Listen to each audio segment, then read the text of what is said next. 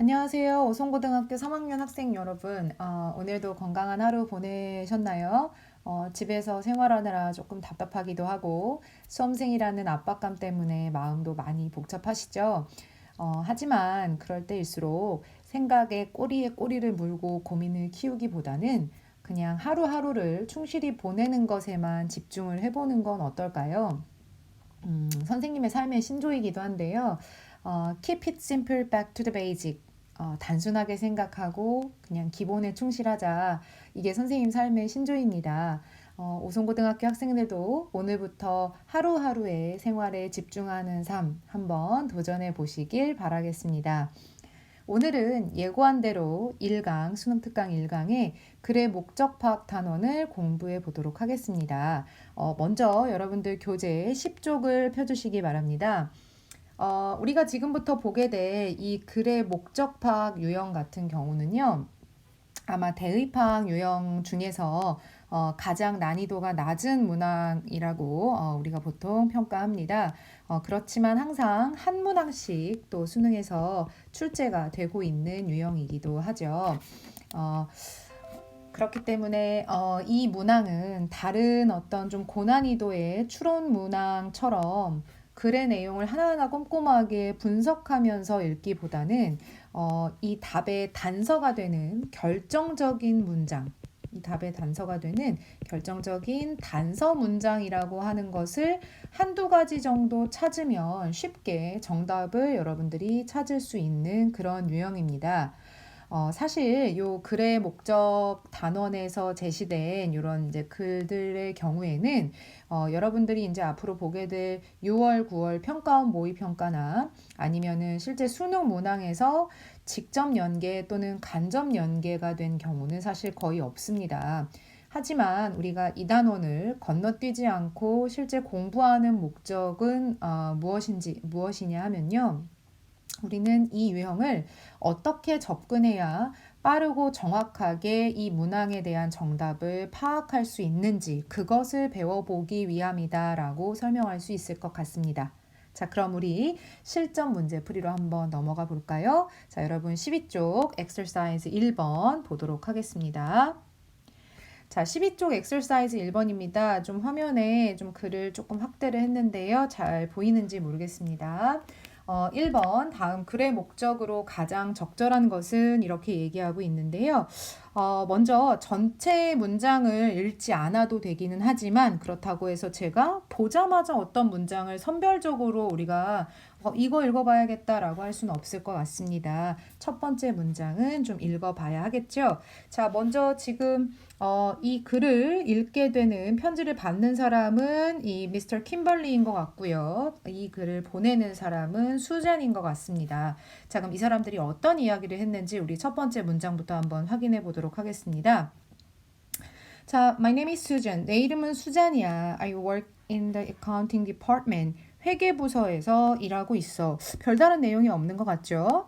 I happen to hear that you are looking to promote someone within our company to the position of manager of the accounting department. 자, 여기서 우리가 한번 집중해 보아야 할 표현이 나온 것 같습니다. 선생님과 한번 다 같이 밑줄 한번 그어 볼까요? 나 우연히 들었어. happen to 하면 뭐 우연히 뭐뭐 하다 이런 의미죠. 나는 우연히 네가 지금 프로모트하고 있다라는 것을 들었어. 자, 프로모트는요, 물론 승진하다라는 뜻도 있지만 승진시키다라는 뜻도 있습니다. 그래서 네가 누군가를 지금 승진시킬 거라는 얘기를 들었어. 우리 회사에서 뭐 뒤에는 사실상 부연 정보기 때문에 굳이 해석을 해보지 않아도 될 것 같습니다. 자, 그럼 글쓴이는요, 이 킴벌리라는 사람에게 나 네가 지금 누구 승진시킨다고 들었는데 라고 하면서 자, 이 문장을 한번 볼까요? And I felt a need to write you this letter. 그래서 나는 내가 너에게 이 편지를 쓸 필요가 있다고 느꼈어. 자, 그럼 이제 이 다음부터 뭔가 이 사람이 하고자 하는 말이 나오기 시작을 하겠죠. 그런데 뭔가 지금 상황은 누군가를 승진시키고자 하는 그런 지금 상황입니다. 자, 내 생각에는 I think Victoria Kimball My department colleague is an ideal candidate for the position. 자, 이 부분에서 선생님은 가장 결정적인 단서가 있다라고 봤는데요. 내 생각에는 빅토리아 캠벨이라고 하는 바로 이 사람이 굉장히 아이디어란 캔디데이트인 것 같아 라고 했습니다.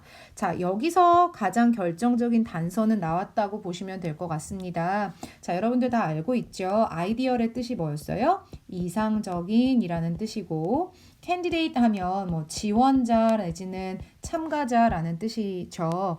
자, 그럼 지금 상황을 한번 정리를 해봅시다. 결국에는 네가 누군가를 승진시키려고 한다는 얘기를 들었는데 나는 내 생각에는 나의 동료인 이 빅토리아라고 하는 애가 적임자인 것 같아 라고 얘기합니다. 자, 그럼 여기까지 읽고도 사실은 우리가 정답을 눈치챌 수 있지 않을까요? 자, 정답은 그렇죠. 뭔가 승진 후보자를 뭔가 내가 추천하려는 그런 이제 느낌인 것 같습니다. 하지만 아직 여기서 확신하지 못하는 친구들도 있을 것 같습니다. 자, 그렇다면 우리가 조금 더 한번 뒷부분에서 좀 더 결정적인 단서는 없는지 한번 확인을 해볼까요?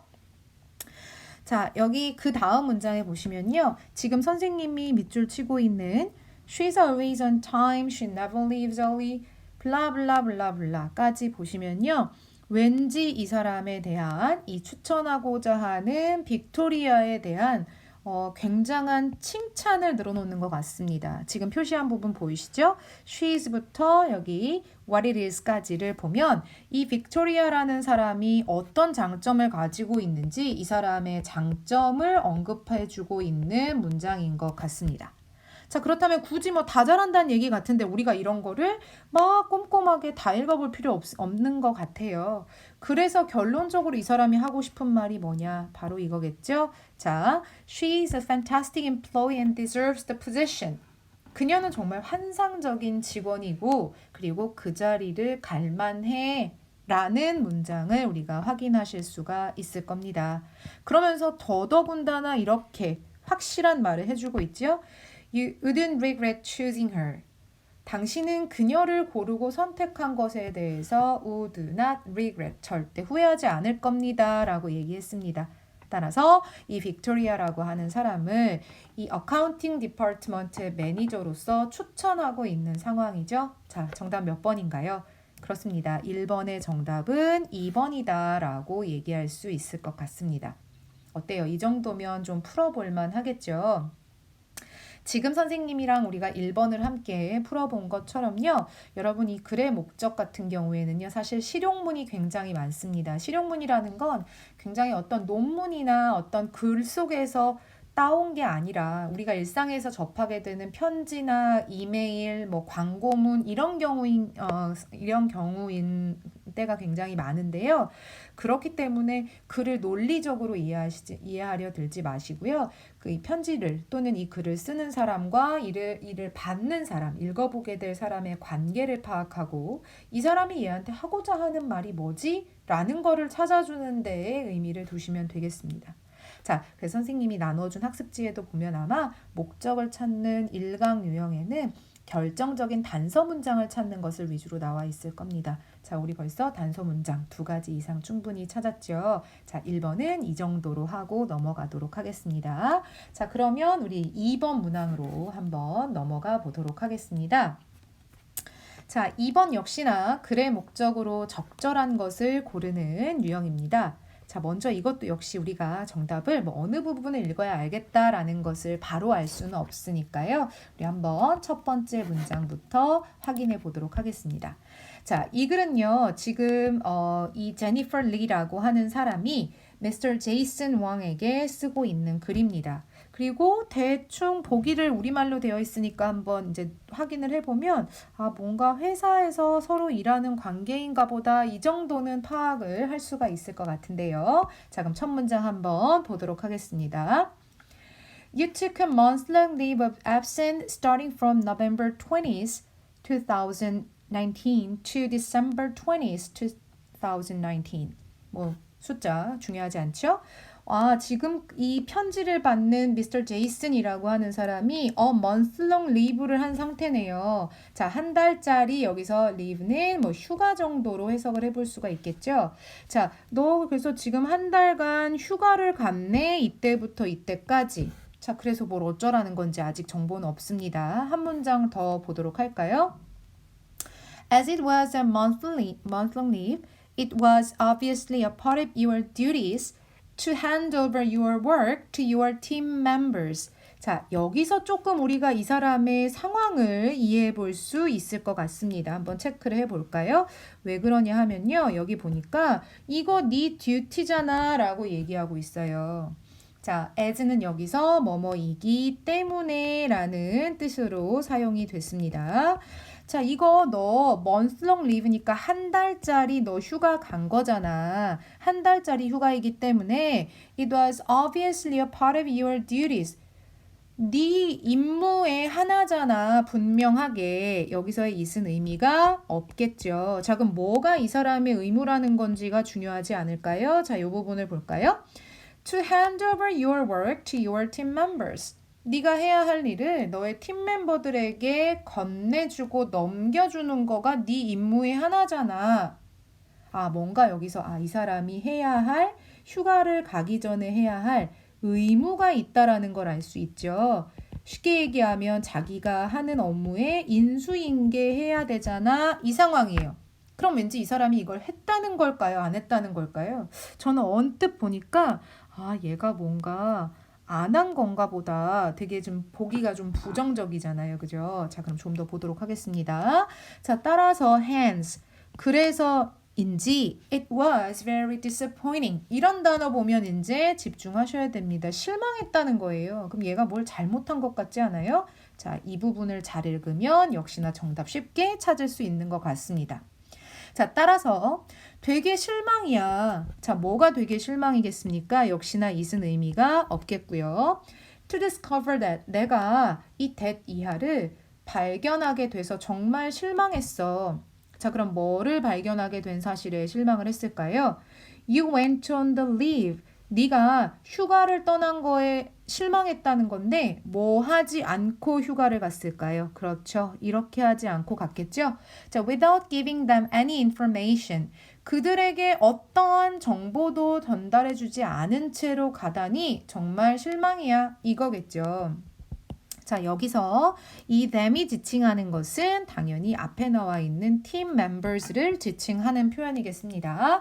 자, 그래서 너 왜 이거 안 하니? 너 정말 실망했어. 이런 이제 얘기를 하는 겁니다. 그럼 이 사람이 괜찮아. 그렇지만 난 너니까 이해해. 이런 얘기를 했을까요? 그게 아닌 것 같죠? 너가 이렇게 임무를 다하지 않았으니 나 너 이렇게 혼낼 거야, 경고할 거야 이런 거 같지 않아요? 자, 지금 상황을 보니까 의무를 다하지 않았습니다. 자, 그래서 굉장히 이 사람이 인수인계하지 않은 것에 대한 실망이고요.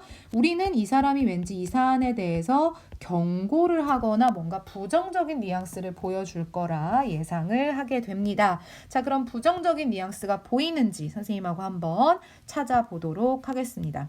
자, 어떤 부분을 읽어보면 좋을까요? 자, 선생님 생각에는 이 문장은 한번 어떨까요? 우리 경고라는 단어는 사실 아주 어려운 단어는 아니잖아요. 여기 보면 바로 이런 표현이 눈에 들어옵니다. 자, this letter. 지금 이 글은, 이 편지는 is the final warning. 마지막 경고예요. 자, 근데 뭐에 관한 마지막 경고일까요? Regarding your irresponsible behavior. 여러분이 아니죠. 이 지금 제이슨이라는 사람이죠. 당신의 irresponsible 이게 뭘까요? responsible이 책임감 있는 이라는 뜻이라면 ir 붙으면 반대의 말이 되는 거죠. 자, 그래서 이것은 무책임한 이라는 뜻으로 해석하시면 됩니다. 자, 당신의 무책임한 행동에 관한 이것은 마지막 경고입니다. 라고 이 사람이 얘기하고 있죠. 경고니 빨리 해라. 이런 얘기겠습니다. 자, 그럼 이쯤 되면 정답 쉽게 찾을 수 있을 것 같습니다. 글의 목적으로 적절한 것은 정답 그렇습니다. 3번이다 라고 얘기할 수 있겠죠. 됐나요? 자, 그래서 요 정도 아마 표현을 보시고도 충분히 여러분들이 글의 답을 찾는데 어렵지는 않으셨을 거고요. 자, 다만 요 2번 글 같은 경우에는 여러분들이 좀 알아두어야 할 어휘를 여기서 제시하고 있습니다. 자, 그 어휘는요. 일단 우리가 해석하지 않은 부분에 요 fulfill이라고 하는 표현이라던가 tolerate라고 하는 단어 우리에게 굉장히 중요하고 필수적인 어휘입니다. 반드시 알아두시면 되겠습니다.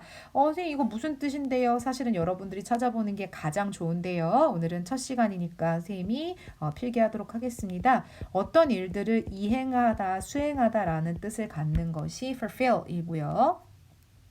tolerate 하면요. 이거는 뭐냐면 내가 관용을 한다. 쉽게 얘기하면 참는 거죠. 그죠? 자, 이런 뜻입니다. 그러니까 앞으로 너의 의무를 다하지 않으면 참지 않겠다. 이런 마지막 문장의 의미를 담고 있었습니다. 자, 이렇게 우리가 뭐 더 이상의 설명은 필요 없을 것 같습니다. 정답은 2번입니다. 자, 1번, 2번은 어때요, 여러분? 굉장히 간단하게 우리가 한두 문장만 보고도 금세 정답을 추론할 수가 있었죠. 자, 목적 유형 중에서도 굉장히 쉬운 유형의 문항이었다라고 볼 수 있겠습니다. 자, 이제 우리는 3, 4번 문항으로 좀 넘어가 볼 텐데요. 아마 3번과 4번은 앞에 있는 1, 2번에 비해서는 조금 더 공부할 거리가 생길지도 모르겠습니다. 자, 그러면 3번, 4번에 대한 강의는 자, 다음 인강에서 다루도록 하겠습니다. EBS 온라인 클래스에 올라갈 수 있는 영상 분량의 한계상 20분씩 2개로 쪼개서 강의를 올리는 점 양해 부탁드립니다. 자, 그러면 다음 또 인강에서 만나도록 하겠습니다. 감사합니다.